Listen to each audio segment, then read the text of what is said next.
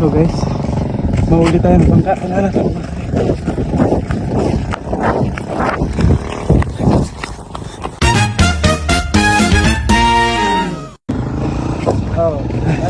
Nakahabol din tayo. So ito mga kasama natin.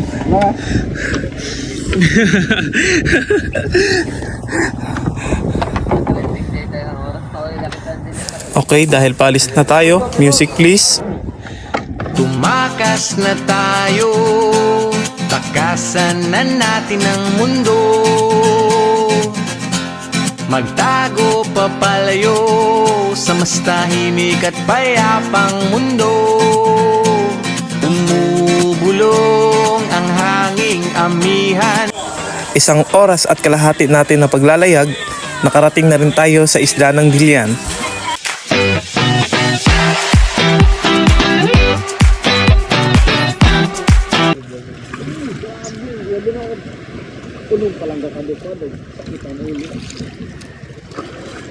Kin galin o sarang tira o.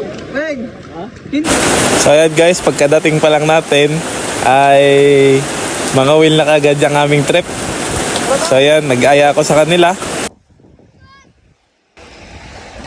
Meow. Odo panlimas.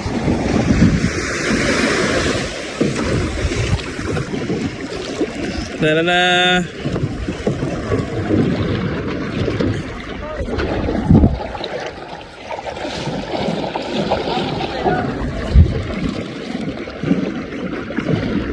So, karating na kami. Kaya wala kami kaya panlimas. Dami na tubig oh. Ato kabuk. Balik-balik lang god.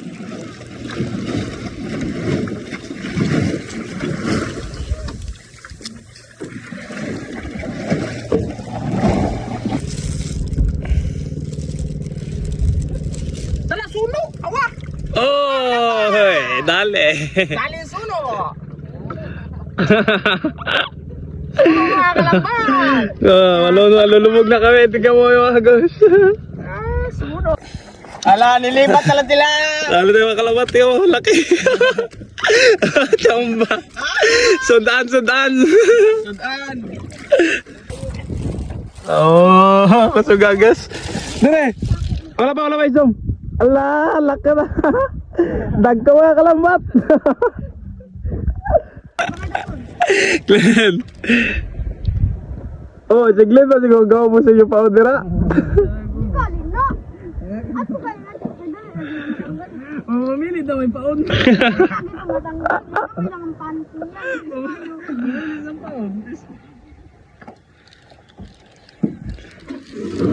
Siya una na ako, 2-0 pa siya. Hanggang duwa lang din ay.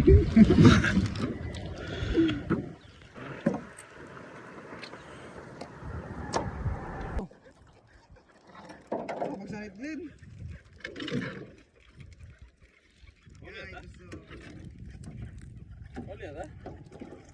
Ulit tayo, yari, mabuhay na sa oo.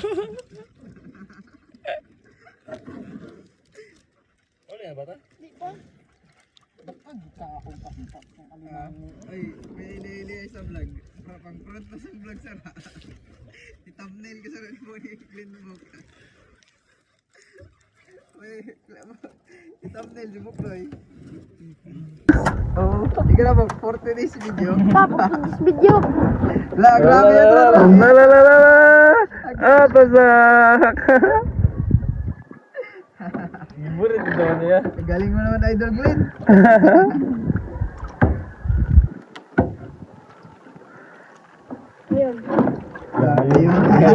So ayan guys, pauwi na kami. So dahil malapit lang naman naming uwian, yan na. Kita naman natin na wala kaming sagwan na dala. Siyempre, sabay-sabay din pa uwi. So yan na, nakarating na tayo sa tabing dagat. At binubuhat na po namin ang aming mga kayak.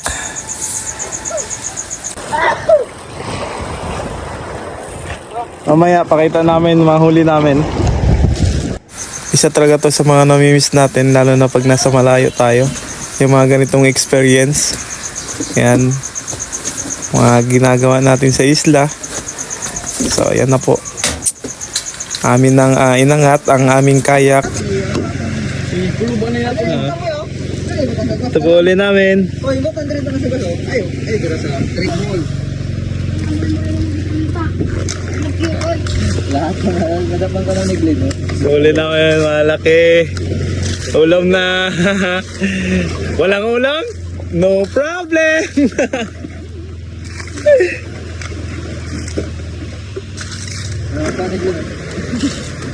Guys, lapo. Lapo. Kita gud. Siyempre, tuwa-tuwa. Tara na, let's go. Tara. Mga katribo, dito po ang mga tribo na kilis-kis po kami ng mamalyaw. Ay, mamalyaw. So ayan, nag-decide po kami mga guys na lahat ng huli namin, syempre lulutuin din namin. Yan, lahat po yan ng huli namin ay ami pong sasabawan. Yan na, binanata na ni Kawindale ang ating isda na nahuli. So pagkatapos ng isda, nilamas na po, i-timelapse na natin. Ang atong lamas, kamatis, siyempre sibuyas, dili po nawala ang atong sili. No, muna ang atong lamas lang, magsabaw daw takaron kay tungod nga tugnaw kayo kalami ihigop sang sabaw. Muna ang atong cook, siyempre si Kariel. So shout out nila kay Kariel nga damo bayang iyang kamot. Pero wala man daw nahulog. Ato na ibutang ang atong nabilin pang luya kay tungod nga para daw mawala ang langsa. Siyempre, dagdagan po natong sili. So, pakuluan natong ginagmay. Pagkahuman, ay ato nang ibutang ang atong mga isda. Naiwan na nato ng atong ulo. Apat! 5. 6!